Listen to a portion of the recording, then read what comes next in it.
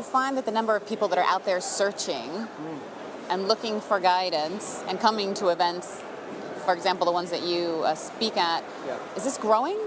Oh, well, in my experience, 100%. Yeah? And I think... Why do you think that is? Well, because we may come here because there's a business context, and I think that's important. You do need to have, how are you going to apply excellence in your life? Into your daily life, right. Yeah, but I think what people are really searching for is much deeper.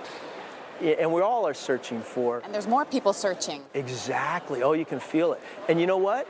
Businesses are opening up to that. We're able to talk about personal mastery. We're able to talk about what, is motivating to me. Now, here's the key, though, is you got to link it back to the team. You got to link it back to the organization. You got to link it back to results, because it's not enough just to feel good. So you mentioned that earlier, I think, when we start. The segment is called Feeling Good. Yeah. Without a plan, you're screwed. Okay? I mean, you've got to have a way to get to where your dreams are. How do you make your dreams reality? How do you make a vision, a corporate vision, reality in life? And so there's a gap between your present state and your future state. And so we have a vehicle that closes that gap, and that's what I share. People are embracing it. So I want to talk about actually going beyond high performance. And in high performance, there's a pyramid. I'll call it majority, many, few, and the 1%. Everybody in this room already knows this. You're already at the top of this pyramid. Whether you want to call it market share, 38%. Whether you want to call it 65% of federal. How about 10 to 10 of the top federal agencies? There's so many metrics you can point to that you're at the top. And I do get the rare privilege to work with teams and organizations like yourself all around the world. I was just asked backstage, how many talks do I give a year? I give over 100. And then we start working deeply with certain companies in the application piece and the operationalize it. I've spoken to over 1,000 companies in the last decade alone. And you all know how fast things are changing, the speed of change. Actually, what I want to talk about is how you lead through change, because you get to see this, just like you. When you work in, whether it's in technology or most of your customers, whether it's in financial services, in the banking industry, in manufacturing, the best global sports teams around the world, I get to work with them. And what you get to see is there's certain threads. I call it the red thread that goes through every single organization. And it's exactly what you're all experiencing right now. So that's what the best do. But here's the question. How do you go beyond that? What happens in the 1/10 of 1/10 of 1%? So you're already in the major leagues. We got playoff seasons here. You're already the pros. But here's the question. How do you become all-pro? How do you actually become Hall of Fame? Because that's where your opportunity lies, both as an organization and as an individual. So this right here, this represents not the 1%. This represents 1/10 of 1/10 of 1% of all the pilots in the world. Hundreds of thousands of pilots, tens of thousands of tactical jet pilots. Only 6 of us ever got to wear this helmet. Here's what's interesting. 3 of us renew every year. Pilots, to me, are like the sales team. We're out there pointy end. But the Blue Angels are not just sales, not just the pilots, 120 individuals, just like you, all the support that's in this room. The sales support, the product support, the marketing, all the people that are making this happen. So on my team, I had a 33% rotation rate of all my key players, actually everyone in the company. And you might want to say, well, wait a minute, why is that? Well, number one, we have to adapt, just like you, to market conditions. My market was the Navy. Navy says every 3 years you get reassigned. So we're in a constant state of growth. We're in a constant state of learning. Sounds a lot like you right now. Whether you're growing and learning, you're constantly bringing in all the new people that are in this room today. It's powerful, right? So how do you do that at an elite high level, year in, year in, year in, year in? I think you do it with a culture. And that's what I think this helmet really represents, is a culture. It's a culture of excellence and also a culture of caring. And I think you need both. Hey, tell me, is that what your day looks like?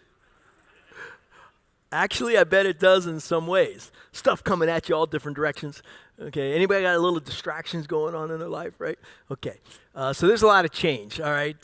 So here's the concept that I want to give you. I want to give you a tool. I'm going to call it a center point. And what's the center point? Center point is going to be the single point of reference we're going to make decisions off of. So this is a decision-making tool. Now, if you look in this picture, you'd say, well, where's the center point? It's actually not in the picture, but it'd be below those 3 jets in a line. You'd see a tractor trailer truck over land, you'd see a boat over water. Again, it's this defined center point we're going to make decisions off of. We're actually off right here. This is what it looks like when you align the stack. Okay, that only happens about once every 2 weeks. Why? Try coming at each other at 1,000 miles per hour closer. If you're 1 second off, you miss by 2 football fields. A little bit of precision, right? So when you think about all the things that you're trying to pull together in a day, communication, coordination, all right, same thing. Okay, same thing. So here's the tool that I would use with my next customer meeting. Heck, you can use it today in one of your side discussions. When you're discussing with somebody and you're trying to get alignment, ask them one simple question. Say, what's our center point? Or more importantly, what's your center point if it's a customer? If it's a partnership, say, what's our center point? All right, and then listen. See what they say. See, the power of the question is actually not the answer. The power of the question is, do you get the same answer? But there's other ways to create these contracts of high trust. I'll give you an example first, and then we'll talk about it. So we had a maneuver we call the knife edge pass. What's that? The maneuver is going to be these 2 jets are going to come at each other. So again, I'm building the model here, right? So that's the third one, is connecting through high trust contracts. But we got about 30 maneuvers in an air show. So just give you an idea of your day. You know how all the things you have to do. So one of them is what we call the knife edge pass. And this is where Thumper and I are going to come at each other at 1,000 miles per hour closer, cross within a wingspan. If we're 1 second off, we're going to miss by 2 football fields. So how do you execute at that level? Well, of course we had a plan. And of course we've had standards, but now you're airborne. So this is one maneuver where I'm 3 miles crowd left, Thumper's 3 miles crowd right. We're 6 miles apart, we're virtual. I've got my 4 other teammates 5 miles over here. Just like you, I'm coordinating, lots of different things going on. So I'm listening from my boss. As my boss says a certain word, I realize I've got 45 seconds to get my 2 jets over center point. I have to deconflict. I know it's gonna take me 40. So I come up on the radio and I say, Thumper, are you ready to take a mark? The reason I ask him or her is I can't see them. So I got to make sure they're in position. So we had a contract, they could say no. If they were out of position, they could say no. 99 times out of 100, Thumper was there. But the one time he wasn't, I needed to know. So our contract was, okay, you're not in position, you got 5 seconds. 5 seconds, I'm going to ask you again. He was always ready the second time. I'd say, stand by, mark it. Boom, we hit our stopwatches. Next contract was 20 seconds. 20 seconds, I want you on your 3-mile checkpoint, on altitude, on airspeed, on time. Guess what? Player-coach agreement. I'll do the same thing. You can count on me. At 20 seconds, if he was on altitude, on airspeed, on time, guess what he told me? Nothing. You want to decrease your voicemails and emails? Put this into place. If you're where you're supposed to be, I don't need to hear from you. But if you're off, I need to know quickly. Why? So we can adjust. So anybody know what an F-18 looks like? Nose on, 2 miles out. It's a dot. This dot's getting bigger at the rate of a mile every 4.5 seconds. I remember looking out there sometimes. I see his nose canted in. I'd go, dude, we got a problem. There's going to be an impact point. It's not going to be pretty. And then I needed to trust my wingman to do what he or she said they're going to do. They needed to trust me. See, here is my verbal contract to Thumper. I'll be on the flight line. I won't be 5 foot left or 5 foot right. I'll be right on the flight line. I'll set the altitude. I'll make the timing correction. I'll give you the command to execute a full stick deflection roll. You, my teammate, have one job. Miss me. Biggest game of chicken you ever played. Wasn't a game and it wasn't chicken. So there's always this gap. So the real question is, how do you close the gap? And how do you close it quickly? So I want to share with you now is not only a process and a mindset, but a vehicle that will allow you to close performance gaps faster than anything else. That's a pretty bold statement. You might say, wait a minute, where's this come from, right? It actually comes from my post-Navy career. After the Blue Angels, I did some leadership roles, and then I wanted to reinvent myself. We all, I think, all reinvent ourselves all the time. In fact, actually, you need to reinvent yourself every 7 years, and your body's already doing it. Every single cell in your body will be reinvented within 7 years, including your bones. So this natural change process is actually part of your own DNA. But here, up here, is how do we do it? So for me, I needed help, went to school, went to Stanford Business School, ended up getting 3 master's degrees, worked in venture capital. I'm a VC in Silicon Valley right around 2000, 2001. Anybody remember what happened then? Yeah, the bubble. They call it the bubble, and it did burst. And I remember sitting around the table that time frame and wondering, what are we going to do?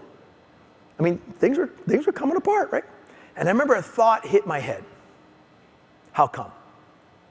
Now, my thought was not how come the bubble burst. Here was my question. How come some people outperform others and some don't? How come some teams, some organizations, some collision repair facilities outperform others and some don't? I started thinking about that. And I started to go back in my life and say, wait a minute, when was I part of an organization and not only did this, did it every year with new people under changing conditions? It was partly when I was a Blue Angel, but it was in many other organizations that I've learned from. And I realized, on the Blues, here's what we did. We had a product, we had a service, just like you do. I had to overlay those products and services on many different people. Of course, sometimes the weather's good, sometimes the weather's bad. I had to adapt to change. Sometimes over water, sometimes over land. So you have to adapt and you have to lead, right? So I'm thinking about this and I'd say, wait a minute, I know how it worked there, but how can we make that work in the business world? Because not everything transfers directly. There's some real subtleties we need to know. And so fortunately for the last decade, over a decade, I've had the rare privilege to work with over 1,000 organizations. And some of them we actually go deeper in. It's only about 1 in 10 that actually can take this message and go deeper. But as we did that, or that choose to, because everybody can, but that choose to, and I started to see the red thread, that common thread that goes through all high performance. And I started to say, wow, what if we could capture this and take this to the world? And there is a process to it, and we'll go through the framework, but more importantly, there's a mindset. And that, I think, is the differentiator. And it's a mindset of gratitude. It's a mindset of gratefulness. It's what I call glad to be here mindset, and we'll see how that ties in. Because you need both, 2 sides to the same coin, operational excellence and a glad to be here mindset. You bridge those, you got real power. I like to wake up happy. Anybody in this room besides me like to wake up happy? Okay, so here's the question. Do you? After last night, by the way, I stopped by and saw that. It looked like a lot of you were having fun. But here's the question, okay? Do you wake up happy every single day? See, it turns out you can actually train the human brain to wake up happy. There's lots of techniques. All right, I'll give you one real quick. They've done a lot of studies. But it turns out the neuroplasticity of your brain, the number one quality of people who self-assess themselves as happy is gratitude. Turns out gratefulness is the number one quality. So when I learned that, studies, you can read all this stuff, I said, okay, well, I'm going to do what I call my glad to be here wake up. What's my glad to be here wake up? Every time I get up in the morning, very first thing I do is I say, what am I grateful for? Today was easy because I woke up, of course, in this beautiful hotel. My thought was you all. First thought hit me was you. I said, later on in the morning, I'm going to get the rare privilege to share some information with people and an organization that has the power to impact other people's lives. That's a privilege. Thank you for that. And then I started thinking about, well, okay, I'm healthy, I'm strong, I feel good today. I mean, here's the thing. It doesn't matter. Just go over in your mind very quickly, what are you grateful for? Then go back in your day. I go back 24 hours because I do this every single day. You can go back as far as you want. Initially, it's kind of fun to go back to the people who have made great impacts into your life. Your teachers, your trainers, your parents, people who have helped you, right? And you just remember that. Then you go forward in your day. This is real important in sales and leadership. Think about others, not just yourself. I do use my schedule, but I'm thinking about others and say, boy, I hope Shane's talk went great this morning. I hope Paul talks goes great this morning. They did. I thought this whole event is amazing, by the way. It's kind of cool, right? And you think about others, not just yourself. You do that. It takes about 40 to 65 times. We don't really know. You will cut grooves in the brain. Neuroplasticity of your brain will change. You'll have more conscious, happy thoughts. Don't believe me. Try it. See if it works for you.